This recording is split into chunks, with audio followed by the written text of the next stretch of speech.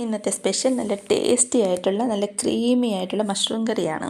അതിനായി ചൂടായ പാനിലേക്ക് 4 ടേബിൾ സ്പൂൺ ഓയിൽ ഒഴിച്ചു കൊടുത്തു. 5 ഗ്രാമ്പു, 2 ഏലക്ക, 3 അല്ലി വെളുത്തുള്ളി, 1 ഇഞ്ച് നീളമുള്ള ഇഞ്ചി ചെറുതായി അരിഞ്ഞത്, സവാള 2 എണ്ണം സ്ലൈസ് ചെയ്തത്.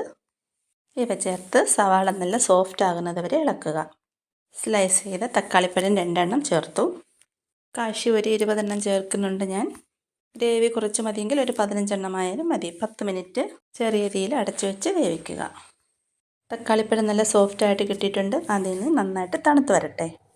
അപ്പോഴേക്കും നമുക്ക് കൂണ് തയ്യാറാക്കാം. ഞാൻ നല്ല ഫ്രഷ് ആയിട്ടുള്ള ചിപ്പിക്കൂണാണ് എടുത്തിട്ടുള്ളത്.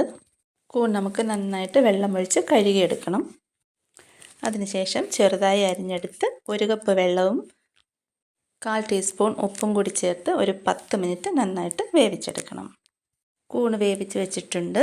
തണുക്കാൻ വച്ചിരിക്കുന്ന ഓനിയൻ ടൊമാറ്റോ കൂട്ട് മിക്സിയുടെ ജാറിലിട്ട് നല്ല സ്മൂത്തായിട്ട് തന്നെ അരച്ചെടുക്കണം. നല്ല സ്മൂത്ത് പേസ്റ്റ് കിട്ടിയിട്ടുണ്ട്. ഇതിനെ നമുക്കൊന്ന് അരിച്ചെടുക്കണം.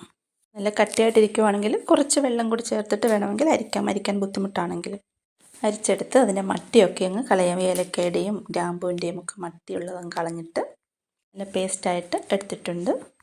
ഇനി ഒരു പാൻ വെച്ച് ചൂടാകുമ്പോൾ 4 ടേബിൾ സ്പൂൺ ഓയിൽ ഒഴിച്ചു കൊടുക്കാം. ഒരു വയനയില പീസാക്കി ഇട്ട് കൊടുത്തു.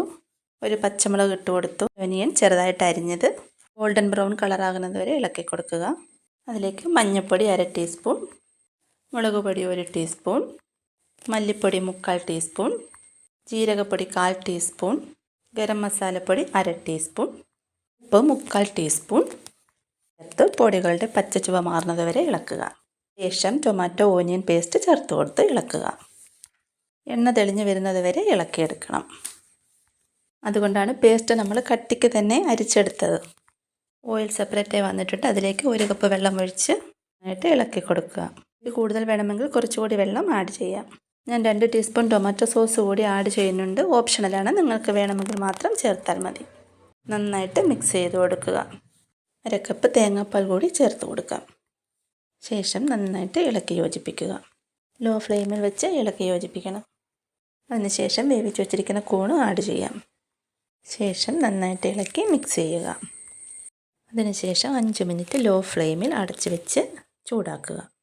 മസാലയുടെയൊക്കെ ഫ്ലേവർ കൂണിലൊന്ന് പിടിച്ചു വരുന്നതിന് വേണ്ടിയിട്ടാണ് ഇങ്ങനെ ചെയ്യുന്നത്. ശരിക്കും ഗ്രേവിയൊക്കെ നല്ല ക്രീമി ആയിട്ട് വന്നിട്ടുണ്ട്. നിങ്ങൾക്ക് കൂണിന് പകരം പനീറും ഇതേ രീതിയിൽ ചെയ്ത് പനീർ ക്രീമി മസാല തയ്യാറാക്കാവുന്നതാണ്. പനീർ പ്രത്യേകിച്ച് വേവിക്കേണ്ടതില്ല, അല്ലാതെ തന്നെ ആഡ് ചെയ്യാം. നല്ല രുചിയുള്ള മഷ്റൂം കറിയാണ് കേട്ടോ. നിങ്ങൾ വീട്ടിൽ തീർച്ചയായിട്ടും ചെയ്ത് നോക്കണം.